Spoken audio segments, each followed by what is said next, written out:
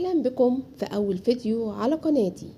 معكم سما مفسرة الأحلام، وحابة أشارككم رحلة من نوع مختلف، رحلة جو الروح وجو المنام، رحلة مع الأحلام اللي طول عمري حاسة إنها مش صدفة.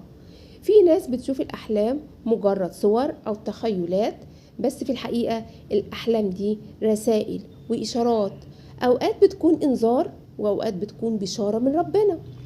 أنا أحلامي كانت بتتحقق وكنت بلاحظ رموز بتتكرر زي القمر والبحر والشعر والطيران. كنت دايما حاسة إن في شفرة معينة، حاجة محتاجة تتفك. ومع الوقت بدأت أتعلم الرموز وأقرأ وأسمع وأربط كل حلم بالحالة النفسية والروحية. ولما بدأت الرقية والعلاج الروحي فهمت حاجات أكتر عن الأحلام اللي وراها بيكون في أذى روحاني أو حسد، وإحنا ما نعرفش ونتجاهل.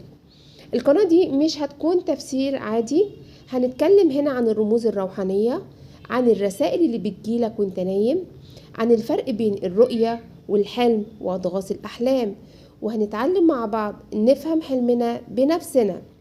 لو بتحب تفسر حلمك أو حاسس إن في حاجة غريبة في منامك، اكتب لي في التعليقات وأنا أبدأ أفسر لك من أول الفيديوهات.